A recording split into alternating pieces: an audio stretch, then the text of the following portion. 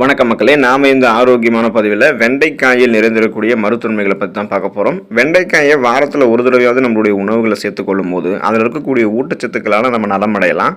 இப்போது நம்ம வெண்டைக்காயை மருத்துவமைகளை பற்றி யாராவது ஒருத்தவங்க சொல்லுங்கள் அப்படின்னு கேட்டால் எல்லாரும் என்ன சொல்லுவோம் அப்படின்னா, வெண்டைக்காயை சாப்பிட்டா மூளை வளர்ச்சி நன்றாக இருக்கும் அப்படின்னு சொல்லுவோம். அது உண்மைதான் மக்களே.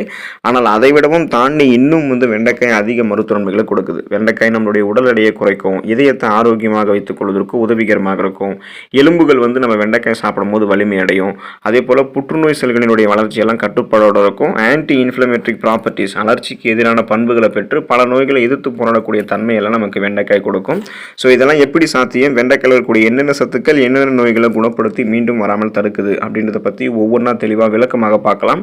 அதை பற்றி பார்க்குறதுக்கு முன்னாடி இந்த வீடியோவுக்கு மட்டும் ஒரு லைக்கு கொடுத்துட்டு இந்த தகவலை உங்களுக்கு தெரிஞ்சவங்களுக்கும் ஷேர் பண்ணிவிடுங்க. ஏன்னா இது அவங்களுக்கும் பயனுள்ளதாக இருக்கக்கூடிய ஒரு ஆரோக்கியமான பதிவு தான். இது போன்ற அப்டேட்ஸ்கள் நீங்கள் தொடர்ந்து பார்க்குறதுக்கு நம்மளுடைய ஹெல்த் நியூஸ் தமிழ் சேனலை சப்ஸ்கிரைப் பண்ணிட்டு பக்கத்தில் இருக்கக்கூடிய பெல் பட்டனையும் கிளிக் பண்ணி ஆல் அப்படின்ற ஆப்ஷனையும் செட் பண்ணி வச்சுக்கிட்டீங்க அப்படின்னா நான் போடக்கூடிய எல்லா அப்டேட்ஸும் உங்களுக்கு நோட்டிஃபிகேஷன் அடிக்கடி சேரும். சரி வாங்க மக்களே, இப்போ வீடியோக்குள்ளே போயிடலாம். மூளை சுறுசுறுப்பாக இருக்கிறதுக்கு வெண்டைக்காய் உதவிகரமாக இருக்கும். மூளை சுறுசுறுப்பாக இயங்கினால் அனைத்து செயல்களையுமே நம்மளால் சிறப்பாக செய்ய முடியும். நமது நாட்டில் பல காலமாகவே வெண்டைக்காய் சாப்பிடும்போது மூளையினுடைய செயல்திறன் அதிகரிக்கும் அப்படின்னு சொல்லக்கூடிய அடிப்படையில் நம்ம வெண்டைக்காய் அதிகமாக சாப்பிட்டுருக்கோம். மருத்துவ நன்மைகள்லையும் இதோடைய குறிப்புகள் இருக்குது.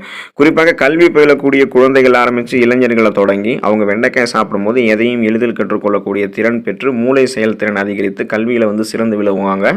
அதே போல் ஞாபக சக்தியை அதிகரித்துக் கொள்வதற்கும் நம்ம என்ன பண்ணலாம் அப்படின்னா, இந்த மாதிரி நம்ம வெண்டைக்காய் எடுத்துக்கொள்ளலாம். வயதாகக்கூடிய பலருக்கும் ஞாபக மறதி ஏற்படுவது இயற்கை தான். பார்க்கின்சன், அல்சைமர் போன்ற நரம்பியல் சார்ந்த ஞாபக மறதி அவங்களுக்கு இருக்கும். மூளை செல்களினுடைய வளர்ச்சியை வெண்டைக்காய் தூண்டுவதற்கும் அந்த மூளை செல்களினுடைய செயல்பாடுகளை இன்னும் சுறுசுறுப்பாக வைத்துக் கொள்வதற்கும் வெண்டைக்காய் உதவிகரமாக இருக்கிறதால வாரத்திற்கு 2 அல்லது 3 முறை நீங்கள் வெண்டைக்காயை சமைத்து சாப்பிடுவது உங்களுக்கு ரொம்ப ரொம்ப ஆரோக்கியம். இது ஞாபக சக்தியை அதிகமாக உங்களுக்கு பெறுவதற்கு உதவிகரமாக இருக்கும். குறிப்பாக மூளை வளர்ச்சி குன்றக்கூடிய அபாயத்தெல்லாம் உங்களுக்கு தடுத்து பார்க்கின்சன், அல்சைமர் போன்ற அந்த நரம்பியல் சார்ந்த மறதி நோய்களை கியூர் பண்ணுவதற்கு உதவிகரமாக இருக்கும். ஸோ ஒட்டுமொத்தமாக எதையுமே நீங்கள் எளிதில் கற்றுக்கொள்ளக்கூடிய திறன், கூர்மையான புத்தி போன்றவற்றை பெற்று மூளை ஆரோக்கியம் மேம்படுவதற்கு வெண்டைக்காய் உங்களுக்கு உதவிகரமாக இருக்கும்.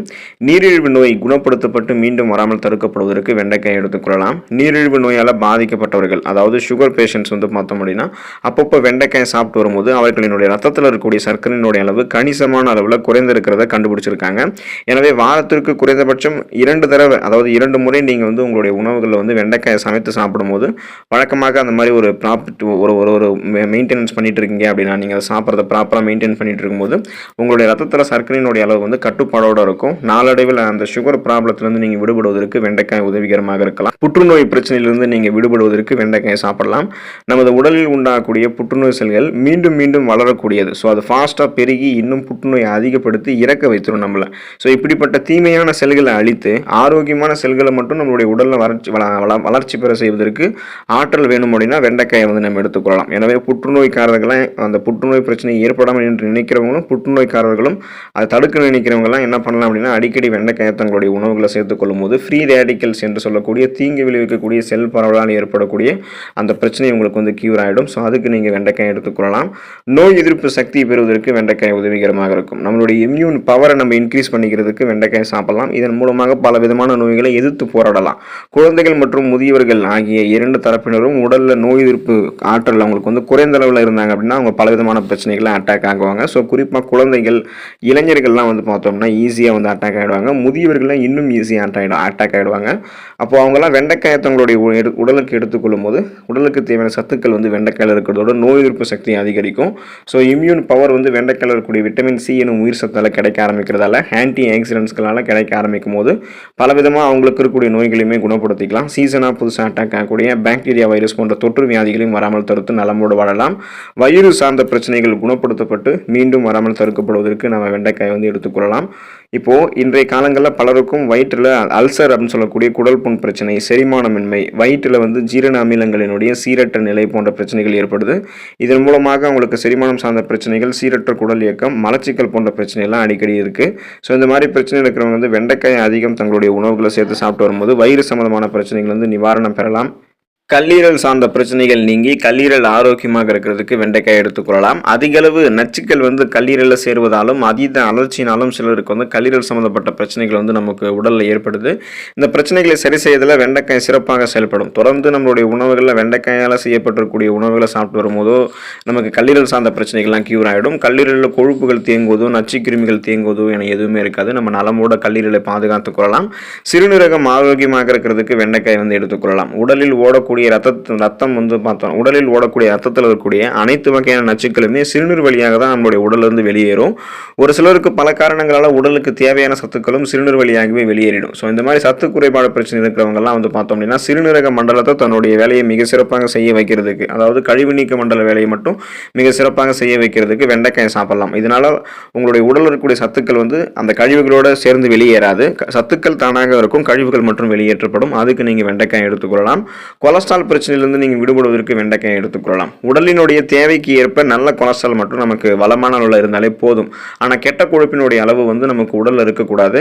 அப்போ ரத்த நாளங்களில் படிந்திருக்கக்கூடிய கெட்ட கொழுப்புகளை குறைக்கிறதுக்கு வெண்டைக்காய் உதவிகரமாக இருக்கும். எனவே நீங்கள் வெண்டைக்காய் உங்களுடைய உணவுகளை சேர்த்துக்கிட்டீங்க அப்படின்னா ரத்த நாளங்கள் அதில் இருக்கக்கூடிய கொழுப்புகளை குறைக்கிறதால மிக சிறப்பான அளவில் சுருங்கி விரிஞ்சு இதயத்துக்கு ரத்தத்தை அனுப்பும். இதன் மூலமாக மாரடைப்பு, பக்கவாதம் போன்ற பிரச்சனைகள்லாம் இருக்காது. இதயம் பலமாக இருக்கும்.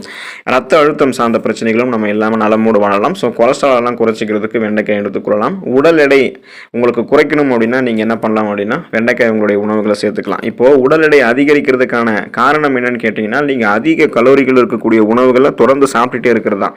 உடல் எடை அதிகரிக்கிறதுக்கு முக்கிய காரணங்கள் ஒன்று, அடிக்கடி நம்ம எதையாவது சாப்பிட்டே இருக்கோம். அதீத பசி உணர்வு நமக்கு இருந்ததால் தொடர்ந்து இந்த மாதிரி எடுத்துக்கொள்ளும்போது உடல் எடை அதிகரிச்சுட்டே போயிடும். ஸோ நீங்கள் முதல்ல உங்களுடைய பசியை கண்ட்ரோல் பண்ணணும். குறைந்த கலோரிகள் இருக்கக்கூடிய உணவுகளை சாப்பிட்டு அதிக ஊட்டச்சத்துக்களை நீங்கள் பெறணும். ஸோ வெண்டைக்காய் நீங்கள் சாப்பிட்டு வரும்போது இது குறைந்த கலோரி கொண்ட ஆனாலும் அதிக ஊட்டச்சத்துக்களை கொண்ட ஒரு உணவு அப்படின்றதால இது உங்களுடைய அந்த அதீத பசி உணர்வை குறைக்கும். பசியை கண்ட்ரோல் பண்ணுறதால அளவுக்கு அதிகமாக சாப்பிட தூண்டக்கூடிய அந்த பசி உணர்வை நீங்கள் கட்டுப்படுத்துவீங்க. வெண்டைக்காய் சாப்பிடும்போது உடலுக்கு தேவையான சத்துக்கள் கிடைக்கும். குறிப்பாக ஃபைபர் என்று சொல்லக்கூடிய நார் சத்தெல்லாம் கிடைக்கிறதால ஏற்கனவே உங்களுடைய உடலில் தேங்கியிருக்கக்கூடிய கொழுப்புகள், அந்த கொழுப்புகளை குறைத்து உங்களுடைய உடலுக்கு வேண்டிய சக்தியாக மாற்றி என்ன பண்ணும் அப்படின்னா சைடு எஃபெக்ட் இல்லாமல் உங்களுடைய உடல் எடையை வெண்டைக்காய் குறைக்கிறதுக்கு உதவிகரமாக இருக்கும். ஸோ இப்போ நீங்கள் வெண்டைக்காய் சாப்பிடும்போது மற்ற உணவுகளை சாப்பிட்றதுல நீங்கள் இன்னும் கவனம் செலுத்த மாட்டீங்க. ஏற்கனவே உங்களுடைய உடலில் தேங்கியிருக்கக்கூடிய கொழுப்புகளை வெண்டைக்காய் கரைத்து நீங்கள் எதிர்பார்க்கக்கூடிய அளவுக்கு வெண்டைக்காய் உங்களுடைய உடலை குறைத்து தரும். அதுவும் சைடு எஃபெக்ட் இல்லாமல் நீங்கள் குறைத்து கொள்ளலாம்.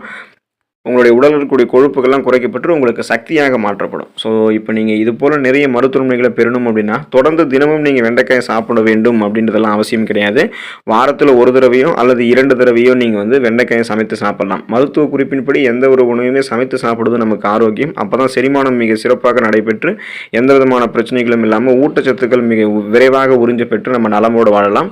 அதுக்காக வெண்டைக்காயை நீங்கள் தொடர்ந்து சாப்பிடுங்க. அதில் இருக்கக்கூடிய நிறைய ஆரோக்கியமான மருத்துவமனைகளை பெற்று நலமோடு வாழ்வதற்கான வாய்ப்புகள் உங்களுக்கு அதிகரிக்கும். அடுத்த ஆரோக்கியமான பதிவில் மறக்காமல் சந்திப்போம். நன்றி மக்களே.